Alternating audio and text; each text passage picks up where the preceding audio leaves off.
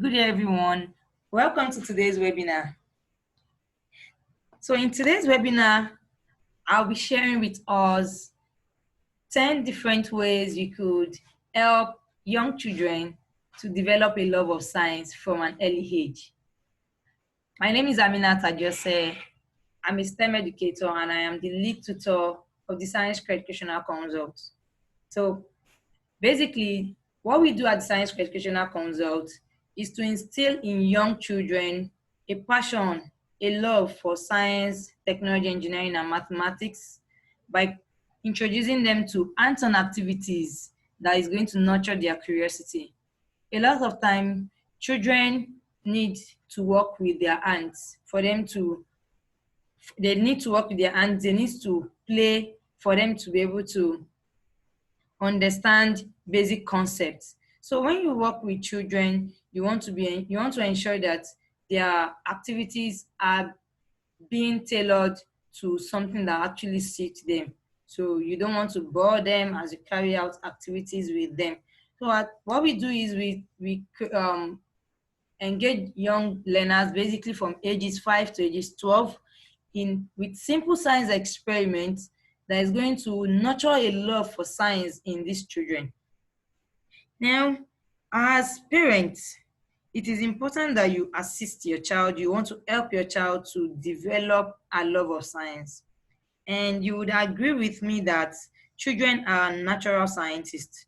I'm sure you know that child of yours cannot stay still somewhere. They are always about, they want to find out why this is happening. They're always asking questions. They're always experimenting to see how different things work. So this is more reason why you want to build upon that curiosity in them. You know, a lot of time you tell people that my child is just too playful. She's always trying to dismantle the new toy I just bought for her. So, you know, this is just natural to children. They like to play. So we want to help them to play. We want to help them to make meaningful sense of their play activities.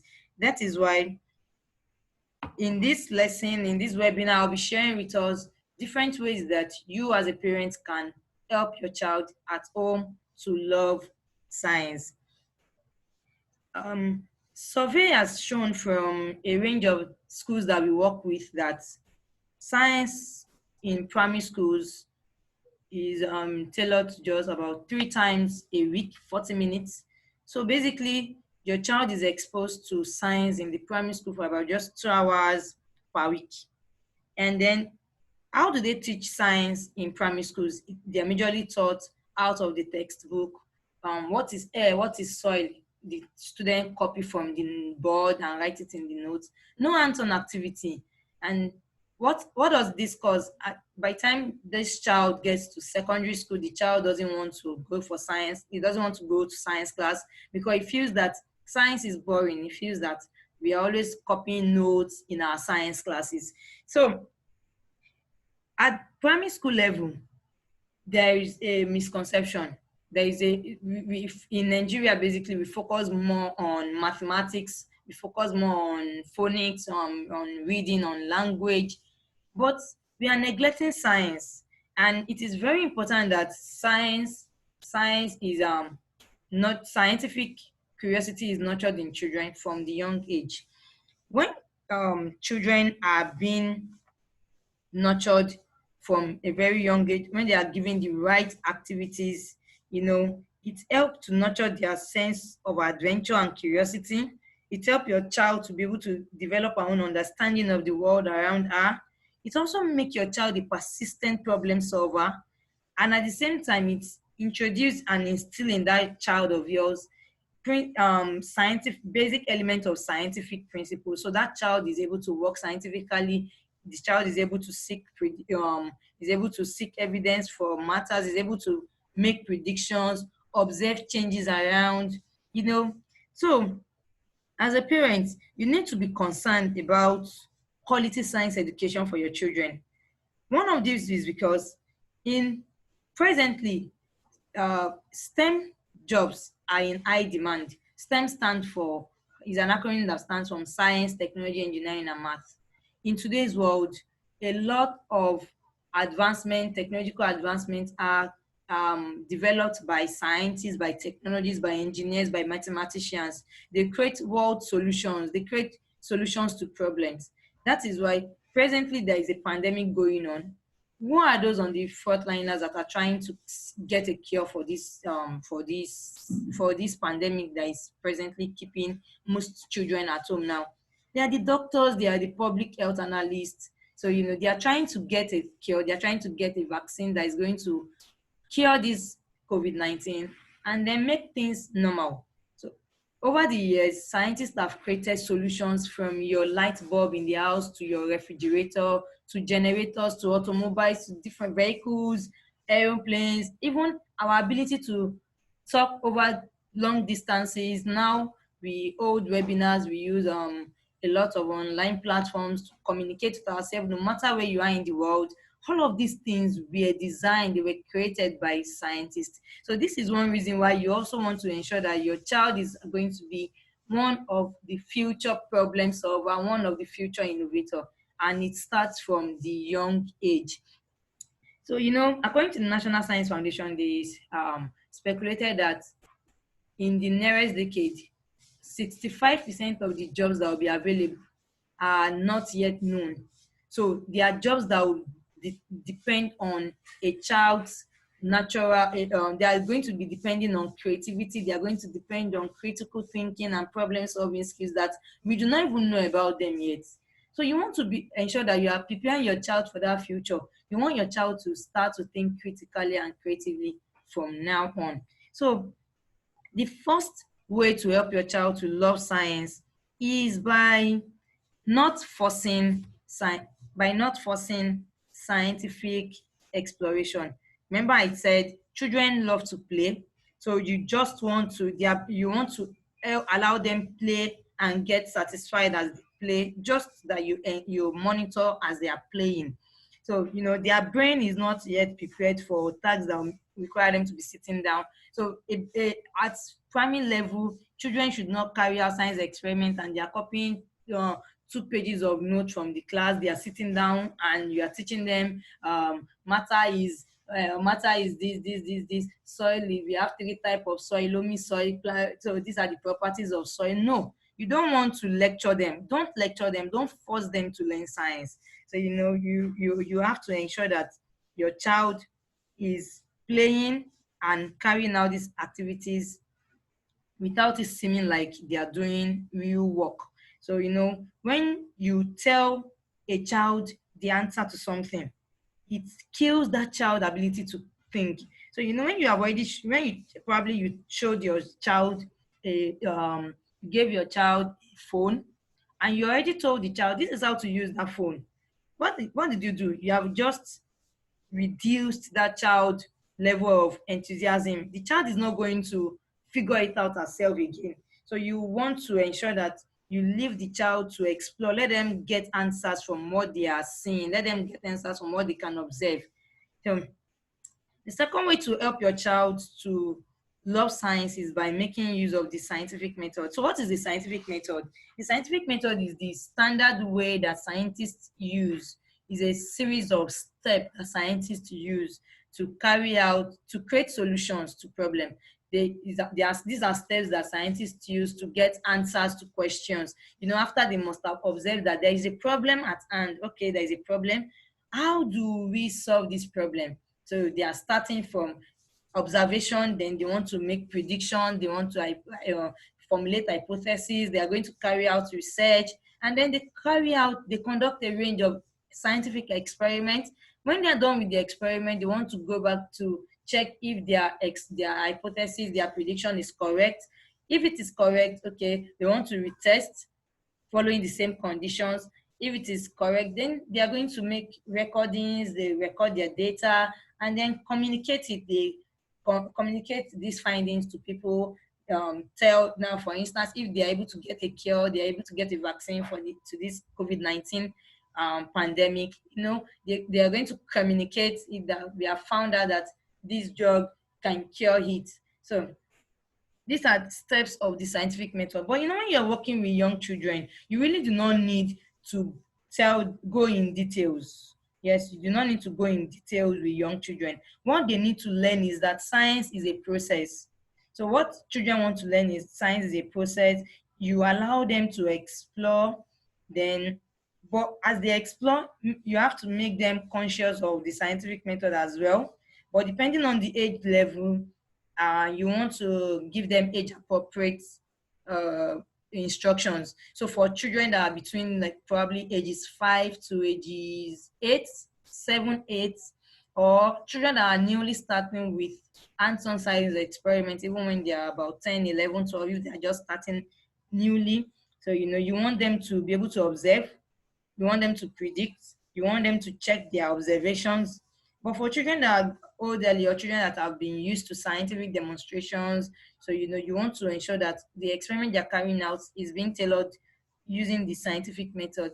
So the scientific method is quite broad, and it's going to be a webinar for probably another month. That we're going to look at a range of how you can use different scenarios to teach the scientific method. So the important thing is for a child to understand that science is a process of doing things. So it is not just the end result that really matters.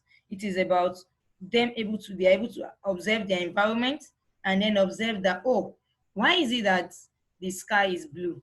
So that child has already observed their environment. So the child has asked you a question, Mom, why is it that the sky is blue? Why does the moon appear at night? Your child wants to ask you, Mommy, what is in your tummy? Probably when you're pregnant or something, or your child is asking you, Mommy, how did this ice cream, how did it get solidified? Or what is causing why is the light on? Or this, all of these questions are things that the child can easily observe. So you want them to observe and then ask questions based on what they are observing. Now, another important thing in the scientific method is the ability to make predictions, which we call hypothesis. So you want your child to be able to predict that, okay, so what do you think is going to happen if I leave this ice cube in the sun? What do you think will happen? So let your child guess. Okay, Mommy, I think what is going to happen is it is going to melt.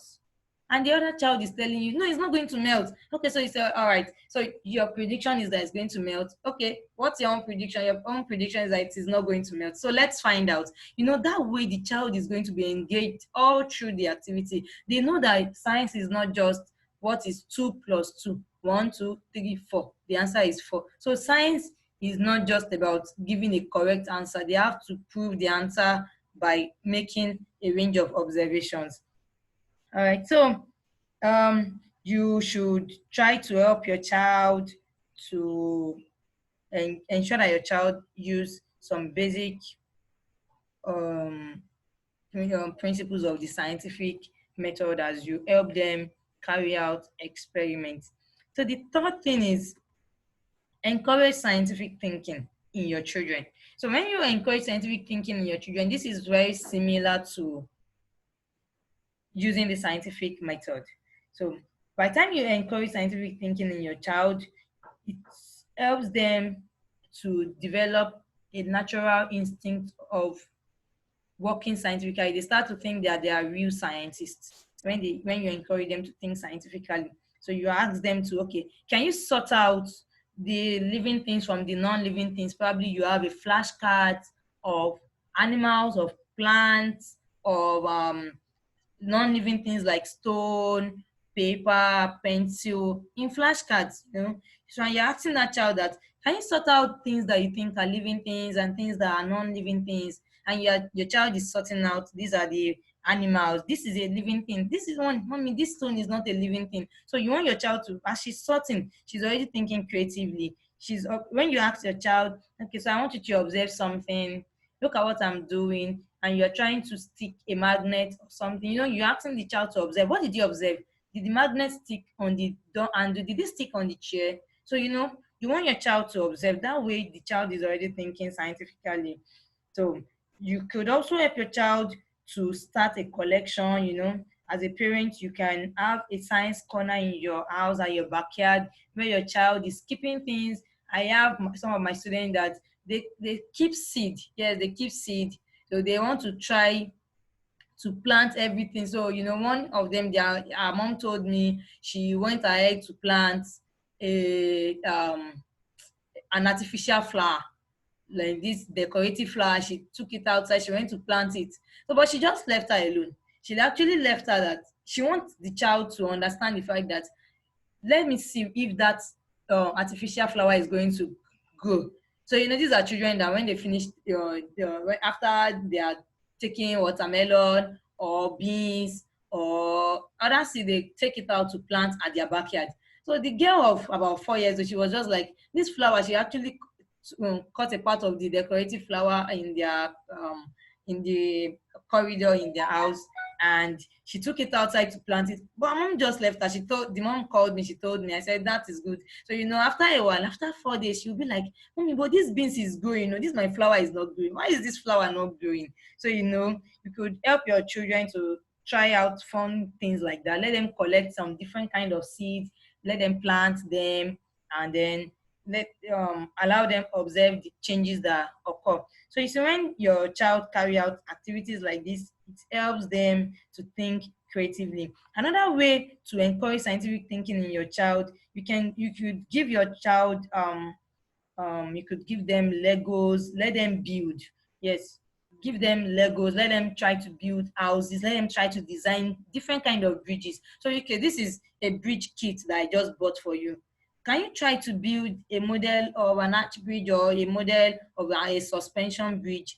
Okay, so use this. I'm giving you just 5 building blocks, and I want you to make it into a tower that can carry 10 books. So, you leave that child alone. Let them try to design these things, and it helps them to think creative, scientifically. When they try a pattern and it did not work, the child is like, okay, maybe if I do it like this, it's going to work. So, encourage your child to think scientifically.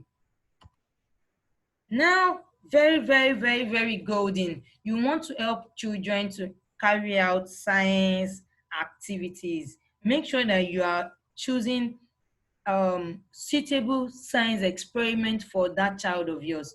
It is not ideal that children at the primary level are being exposed to designing a jet, or they are building a vehicle. So you see a lot of schools, they will tell you they are carrying out science activities in their school. All they do is to go on YouTube and then start to replicate a YouTube video. We want to make a car. Okay, so they call the parents and the child is like, and you ask the child, so what is the concept behind this car that you made? Or you say they will make water dispensers. Okay, there was a school that they did not have they could not organize a program because they told their parents, it is expensive. Wanted to build a computer also. I think he said they wanted to build a drone or the like, and he said the materials is too costly. No, at the primary school level, for God's sake, why do you want to bore your child? Why do you want to bore your student into making something that is so boring? So you're not instilling any passion in them when you want them to start designing a fridge from the primary level. So that is not the essence at all. So what they want to learn, let them teach them with very less costly materials. You don't want to spend too much. You don't want that child of yours is not being creative. If your 3 year old or your 4 year old, you are telling someone your 5 year old is the one that designed this computer. No, that is not it.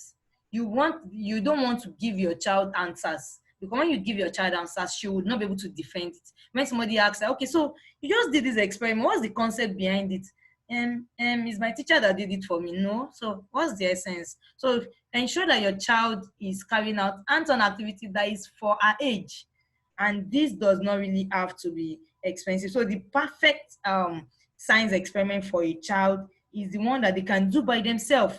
Is the one that they love the way they are doing it. So towards the end of this webinar, I'll be sharing with us 3 simple experiments that cost you less than 500 naira. Even a particular one is not going to cost you money at all. So all you need to do is to explore with your child. So this is how science should be. It doesn't really have to be building or making a bulb or building a generator. No. Um, um, help your child to carry out hands-on science activities. That's the fourth one. Now, number five, you provide opportunities for your child to explore. Give your child opportunities to explore. Help your child by taking them out to local museums. Let them visit zoos, let them visit aquariums, let them visit botanical gardens. When you provide opportunities for this child to explore, they are able to imagine a range of things. So as a parent, ensure that you take your child, you spend quality time with your children. It's not every time that you want to visit just amusement park where they are in the roller coaster. It's not all the time they want to go to Domino's. It's not every time you all. So in part, make sure that part of the what your children see as recreation is by visiting science themed recreation centers. They could visit farm. There is a farm somewhere in Alimosho, Mr. Fish. Schools visit that place as excursion. When your children, when they visit this Mr. Fish farm, they get to see a range of fishes. They get to see a range of water aquatic animals. You understand? So when the child is observing animals, he can tell you that what kind of creature is this, mommy? Look at the way this eagle eye looks. They're able to compare that. There are different kind of birds. The beak, this has a sharp beak. This has a pointed beak. That's so. When you allow that child to explore, it stays longer. And I'm telling you, after a range of time, ask that child, mommy, so where do you want us to visit this weekend? Should we go to Domino's or this? They'll be telling you, mommy, we want to go to both. Like one of my sister, she wanted to get her child science books. So she made a recording over the phone. She was asking the children, do you want ice cream or books? They were like, mommy, we want the two of them. I said, please. So they want both.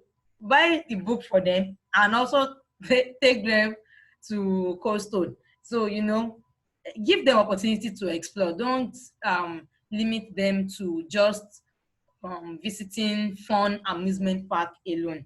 So like I said, ensure that your child is visiting museums, ensure that they are visiting, you can take them to oceans. When they get to the oceans, in the oceans, there are a lot of seashells that they could pick around. Let them pick the shells, go back home with the shells. You could also ask your child to draw.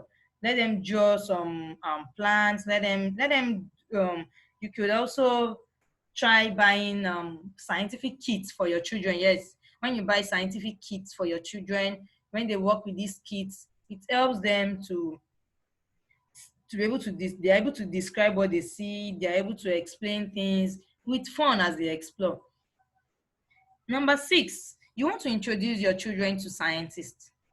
So you want to make them feel that everyone can be a scientist. So even though as a parent, even though you are not a scientist, even though you did not study science in your secondary school or at the university level, it really does not mean you cannot help your child to be a scientist, basically. So you want to introduce your children to scientists, tell them about their biography, let them observe some of their work. So what did Thomas Edison, what did he invent? What did Michael Faraday, what did he invent? So do you know who invented the computer? So you want to introduce your children to real scientists. Then when you introduce your children to scientists as well, you could to the past scientists, but also introduce them to real scientists that are around them. So some parents would call me on the phone. They want me to talk to their children to try and boost that child's confidence in science. So you could have a lot of us might have doctors around us as family friends. You can have an engineer as a family friend. You want to talk to these people, let them talk to your friend. Okay, so that was mommy is a doctor. Okay, mommy Dapo, can you just tell my child about medicine? Can you just encourage my child about medicine? Oh, Amida's daddy is an engineer.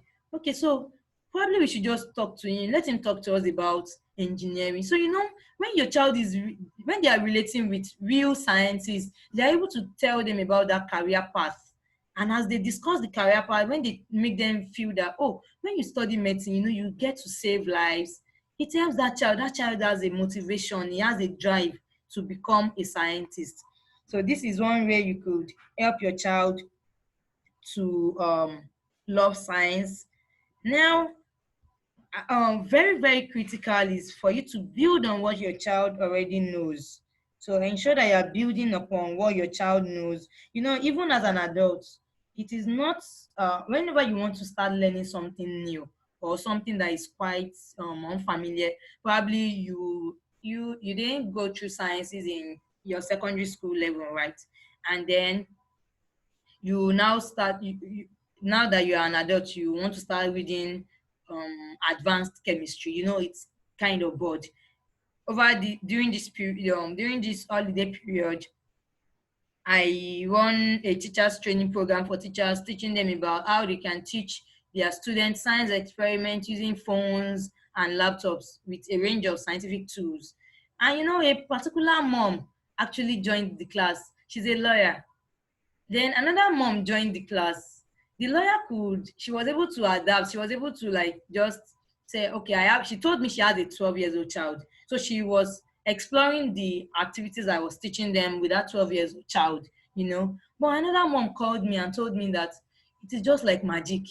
I don't even understand it. I said, really, I'm so sorry that's why I was really particular about this course is only for science teachers, because I want it for people that already have a grasp of science already because of the subject matter. I'm not teaching them the subject matter. I'm not going to be teaching you forces and motion. I want to explain how you could make it easy for your student to learn by using range of scientific tools that are on the internet, on your phones, and on your laptop. So you see, this is a way of telling you that when a child is learning something that is difficult, it bores that child, because even as an adult, when you learn something that is not really your scope, something that is very difficult for you, you get tired. So make sure that you are building upon what your child know already. Now, there are a lot of things that you could be overlooking in what your child already knows. So I'm going to be sharing with us a few of them. Now, do you know that your child already understands causes and effects? Your child, yes. When you ask that child that, so what do you think would happen to this chocolate if I leave it in the sun? Your child knows that, okay, I think it is going to melt, right? Or what do you think will happen if I put this water? Oh, okay, why do you put your bottled water inside the fridge? Why do you put bottled water inside the fridge? Because I want it to be cold. So your child already understands the cause of that thing. So you see, so the child understands causes and effects already. So you could all of these causes and effects, they are things that happen every day around us. So you want to build upon that. So you're asking the child, so when I put the water in the fridge, it will make it cold, right? Why is the fridge making it cold? And you want to pick your scientific exploration from there. Secondly, you could also look at structures and functions. Now your child has set of teeth, and then you just gave birth to a newborn that doesn't have any teeth yet.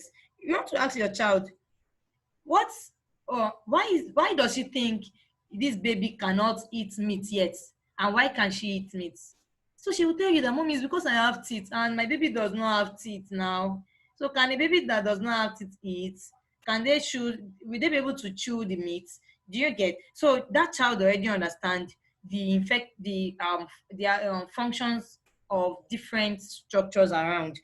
Now your child is also seeing a range of animals, plants around her. She understands that these are goats. A goat looks different from a dog, and a dog is different from a bird. So you want to ask the child, have you ever seen a goat fly before? Okay, so what animal used to fly? Bird. So you see, your child already knows that some animals are different. So that child already understands the scientific concept of classification.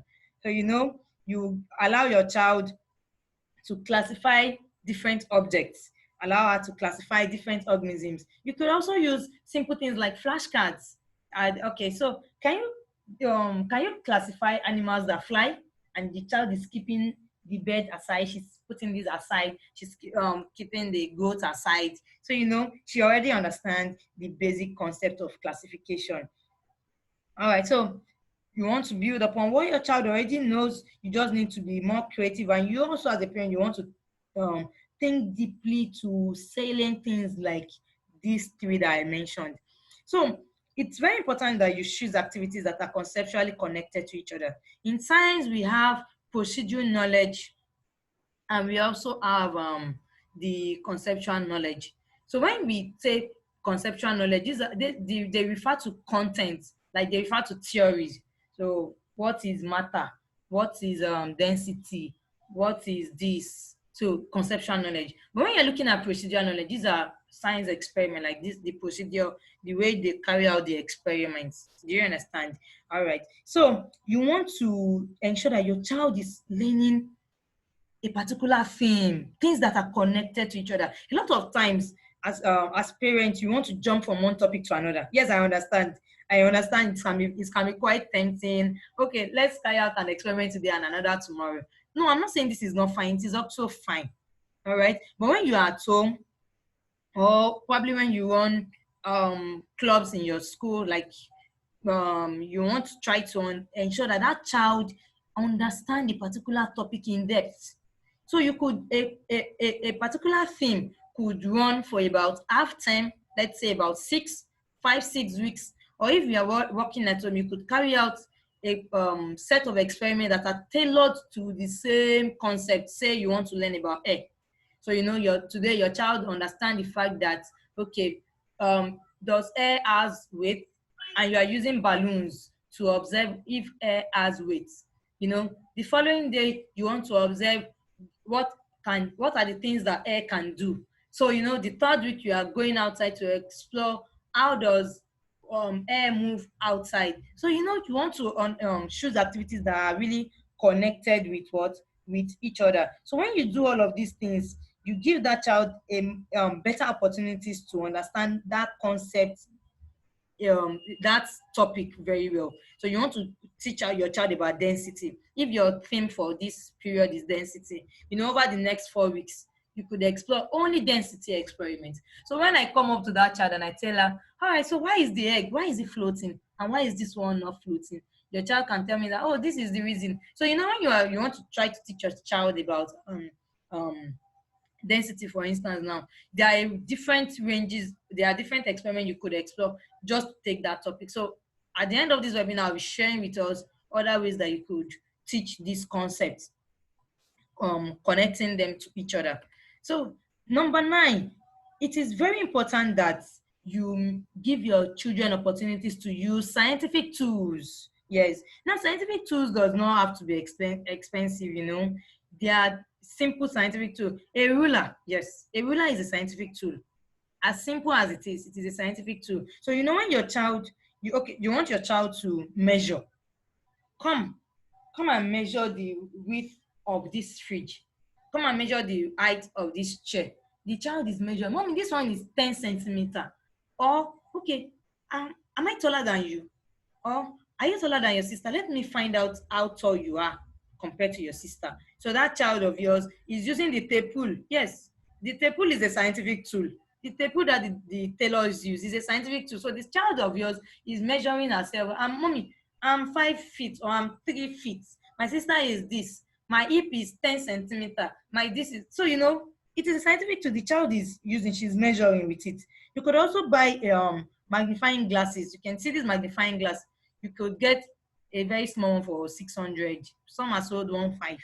So this magnifying glass, when you go outside to the backyard, your child is using it to observe the insect, and the insect is becoming big. She removes her eyes, she sees that the insect is small, and she put her eyes back and the cockroach becomes very big. She said, mommy, this magnifying glass is making the cockroach big. You understand? So you see, it is a very simple tool, right? Good. Now you could also have scale. The scales that when you go to buy frozen food, they will measure the chicken for you with a scale. You can have your own scale at home as well. So have your scale at home. All right. So let's bake a cake today. So when we want to bake a cake, we have to use 50 grams of butter, and you are making sure that your child is seeing the way the scale is reading. Okay, mommy, it's 50 grams you are using. Okay. So you see, That is using scale. It's a simple science tool that you can easily buy at home. You also want to invest in measuring cups.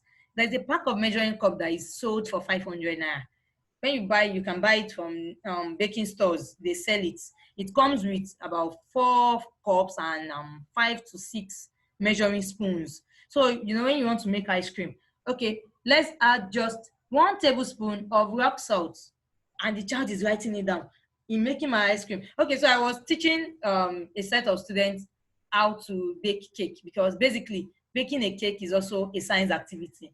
There are different ways you could tweak the activity. Some children could use 50 grams of butter to 2 cups of flour to 1 tablespoon of sugar. Then the other child is using 80, probably 100 grams of butter to 3 cups of flour to 2 cups of water, And then when they finish baking it, let's see the difference. Ah, your own cake is more fluffy. Oh. See the way my cake looks like, it's as hard as a rock.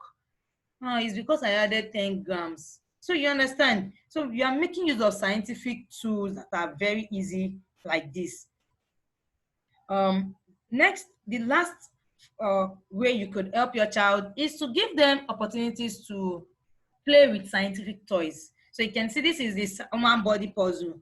I have a human body puzzle that helps children to learn about the organs in the body. So you see that puzzle, when they assemble the puzzle together, it comes with a flashlight. Once you just direct the flashlight to that puzzle, what happens? It will show them the organ and it comes alive. Now, it is quite costly anyway. I bought that for 13,000 naira. You don't have to buy something that is that expensive if you really cannot afford it. Yes, you can buy very simple puzzles. I have puzzles that as cheap as 3,000, 2,005 on organs. Yes, I have an organ puzzle that helps children. They are able to. The organ puzzle comes in.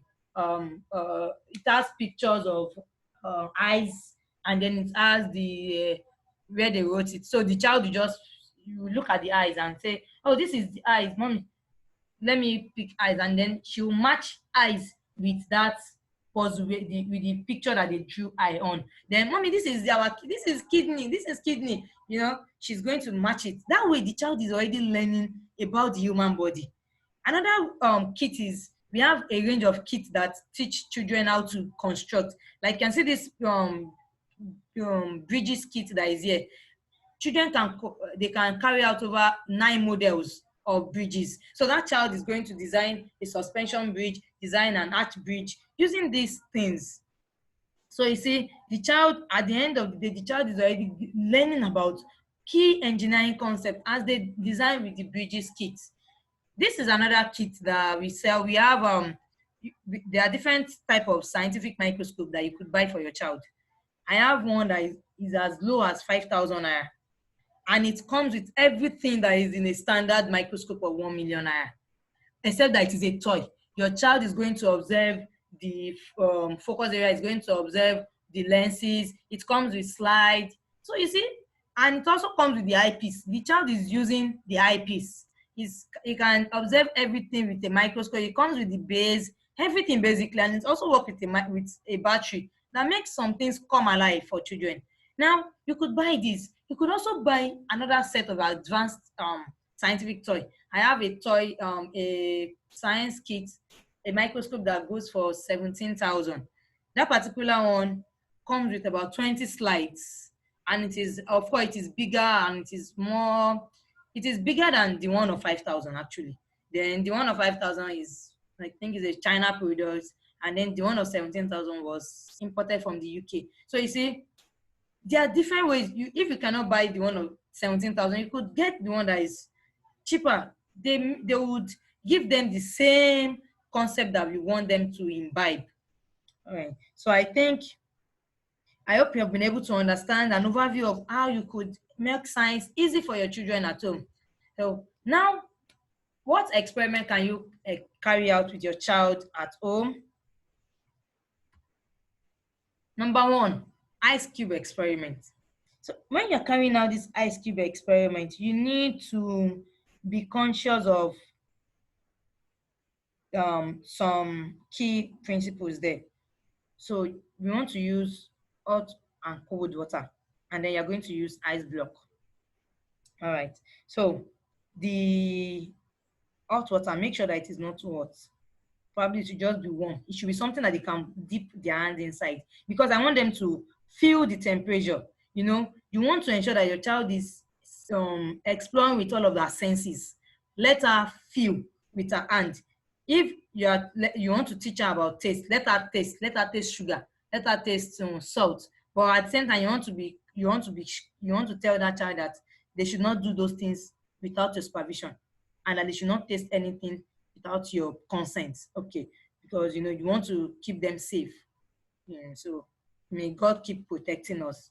So now make sure that the water is cold, so that child, when he puts his hand inside, he say, ah, mom, this water is cold. Oh.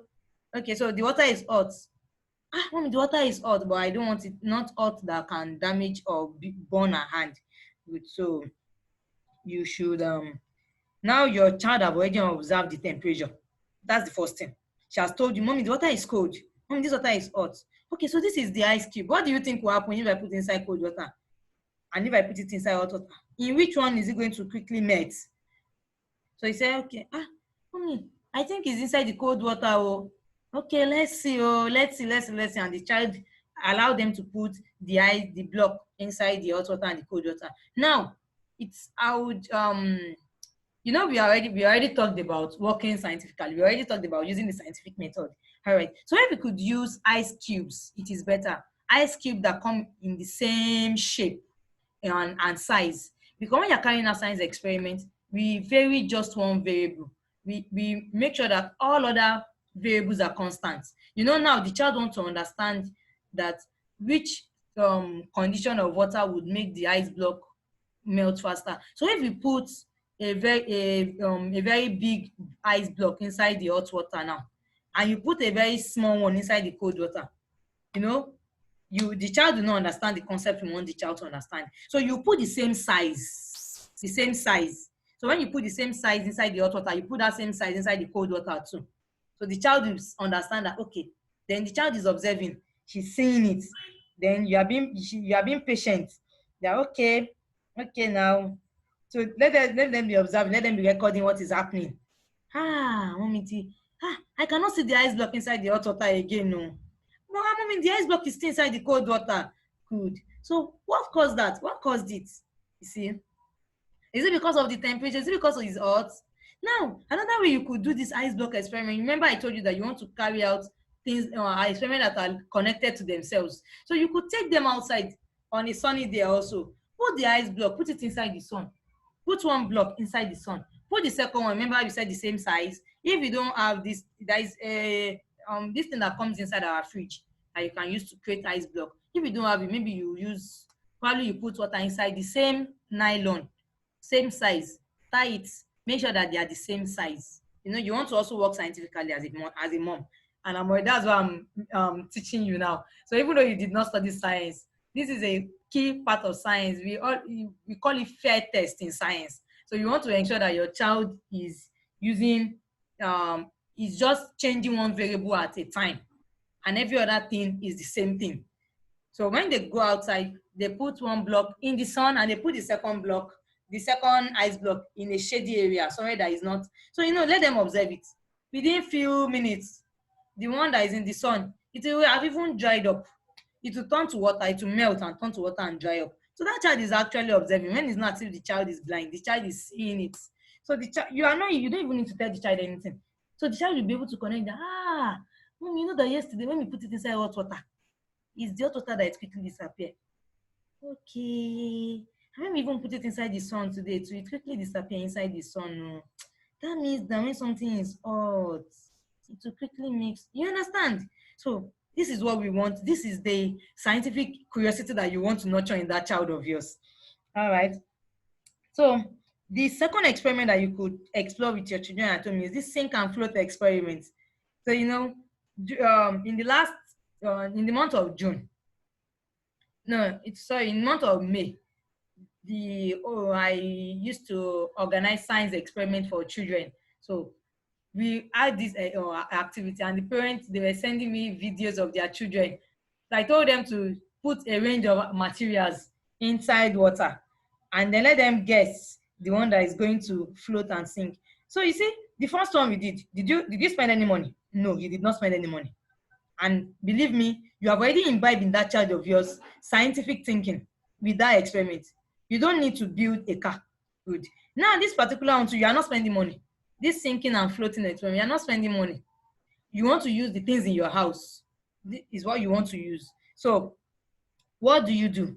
You tell your child, get a bowl, any kind of bowl, your kitchen bowl, your bathroom bowl, get a bowl, fill it with water. If you want to make it colorful, you can add food coloring to it. You can add food coloring. If you have fragrance, you can add fragrance to it to make it smell nice. Mommy, this thing is smelling like lemon. Yes, I added this flavor. Mommy, this thing is smelling like strawberry. Now, that strawberry flavor that we used to put in milk in our cake, I added it. Just to make you have to just make it fun for this child. Mommy, this water is yellow water. Oh. The child can even learn coloring for me too. Probably you colored the water. So they also learned that, mommy, this water is colored. All right, so back to our sink and float experiment. You tell your child, you give her plenty things, allow them to, I already mentioned about collections, right? And we talked about seed collections. So another collection is you can tell the child to pick some things in the house. So the child is going to go and get key. Let the child collect the key. Say, maybe your pot cover, your plates, your spoon, their toys, what else? Biro, pencil, paper, building block, stone, key, things around the house, ball, crayon.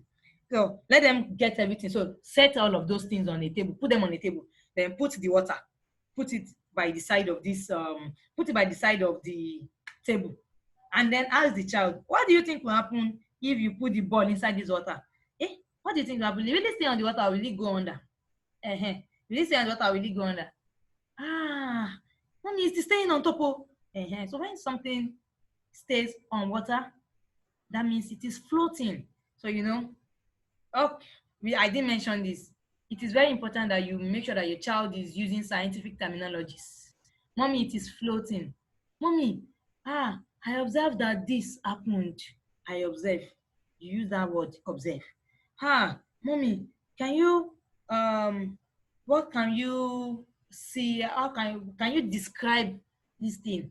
You want to make sure you're using scientific terms. So you tell them the scientific term about it. I remember we said we don't want to lecture them. So even though they don't remember it, it has stayed somewhere in their subconscious mind. So just make them know. Okay, so mommy, this is floating. Now put the stone. The stone went under. So when something goes below water, it is called sinking. So you tell your child about it, and then you allow the child to keep dropping the object one after the other. Another way, and we already mentioned that you want to ensure that your child is working scientifically by using the scientific method. A key principle of scientific method is recording. So depending on the age of your child, you could, if your child is still like say 4 or 5 years old, you as a parent, you can help the child to draw the ball. You can draw a cup now, and tell your child, you can draw a cup and then do like water is in the cup. Tell your child to draw the ball. That the ball, is it staying on top of water in the bowl that she's seeing? If it is yes, ask her to draw the ball inside on the cup. Sure you get. So if it is staying under, ask the child to draw the ball inside the cup under in the book. Do you understand? Then for older children that can write, let them write ball, sink, fork, float, pencil, it sank. So when your child now meets with me, probably they visit the club center, and I ask her, okay, so can you tell me about your findings? She's bringing out a scientific notebook. Okay, so I observed that when we did the experiment, the fork sank in water, but my magnetic alphabet was floating in water. All right. So you see, the child would have understand some basic concept of science by doing this. And lastly, you could make a rain gauge. Now it is a rainy season. It is a perfect period to make a rain gauge. Children always enjoy this activity. So you want to start by talking about the weather. So you talk about, okay, sorry, I promised to talk about the sink and float experiment. So the sink and float experiment, what the child wants to learn about is density. So they are learning the concept of density in using this sink or float matter. They understand the fact that density is determined by how close or far apart molecules are packed within an item. They understand the concept of the relation of density to volume, to how heavy an object is. So there are other experiments you could carry out that also teach them density. You can use oranges. Yes. Get a cup of water. Remember we said the same, you can use glass cup. Make sure that they are on the same, you fill water to those glass cup on the same level. So when you fill the water to the glass cup on the same level, now take an orange that has been peeled.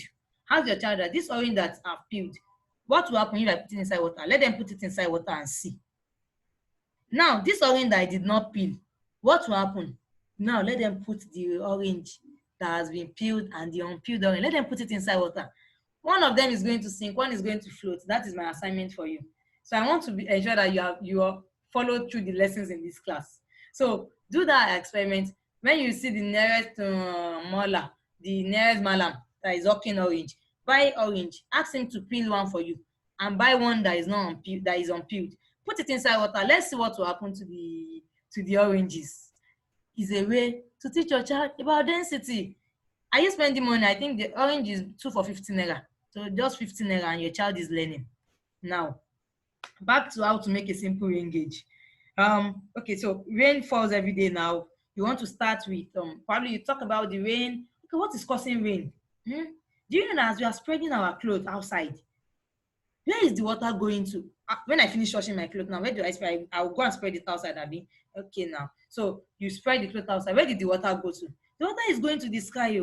Yes. So when you get to the sky, it's going to condense and it's going to fall down as rain. Okay. So what is causing rain? Why do we have rain in this season? You want to learn about it. Okay. Do you know we can measure rain? And you are linking your child to the scientists that you want to link them to the fact that we can predict rainfall. That's why on your phone, Google is going to bring it to you that it's going to be cloudy tomorrow. It will help you to calculate whether you should go out or not. This weather forecasting has already told me that there will be rain tomorrow. Sorry, that there will be rain tomorrow. You get so be like I can't go to market tomorrow. If I go to a cold water tomorrow like this, with this one that they say it's going to rain, it is just a prediction. It might rain and it might not rain, but it is more likely to rain because they are using some scientific tools, real rain gauges. The scientific rain gauge, they use it to measure rainfall. When they measure the rainfall over a period of time, they understand that with this pattern that we have gotten, next tomorrow there's going to be a rainfall. They already prepared your mind. So for instance, someone like me, I will not go to Lagos market on that day. I won't go to Idumota on that day. So now I don't get soaked in the market. So your child can also start to use rain gauge at home, just with plastic bottle. So you just need a plastic bottle, and then you need your marker. You can see I marked the bottle. You need a marker. Bottle is marked, so you mark your bottle. You use a tape, scissors. So to make your rain gauge, you just cut up that top part of your bottle, then put it inside like a funnel. When you put it inside like a funnel, take it to your backyard, but don't put it under your ceiling, so that it's not as if it's the water from the ceiling that will be entering it. So that will not give you the correct answer. Put it put it directly under the sun, like under the cloud directly. So it's the water that is coming down normal that is entering it.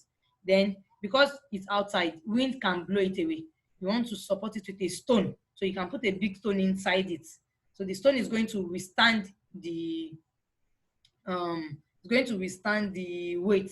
It will not allow this rain gauge, the bottle to fall. The bottle does not have weight. So after a lot, and when you want to measure rain, you have to leave it outside when it is actually raining. Do you get? So you want to ensure that you make it stable under. So you put a stone inside it, mark it with ruler, 1 centimeter, 2 centimeter, mark it on it.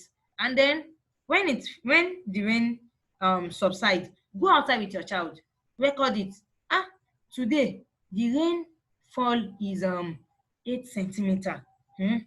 So you let them record the amount of rain every day. You can do this for about 5 days, about 6 days, about 7 days. Design a table for them. Let them record it. Depending on their age, if they are older, if they are about 7 and they started writing, let them do it by themselves. Let them design a table. Let them record the table. And believe you me, you will see that your child would want to do it by themselves.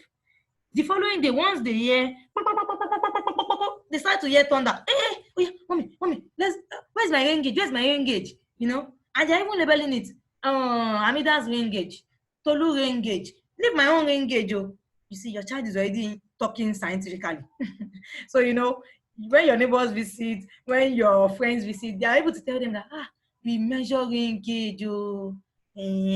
Sometimes when I talk to somebody, they'll tell me that, Miss Amina, do you know what? I planted watermelon. And watermelon is already sprouting. In short, I got 2 rodeo from my farm yesterday. I said, Mazida, I really like you.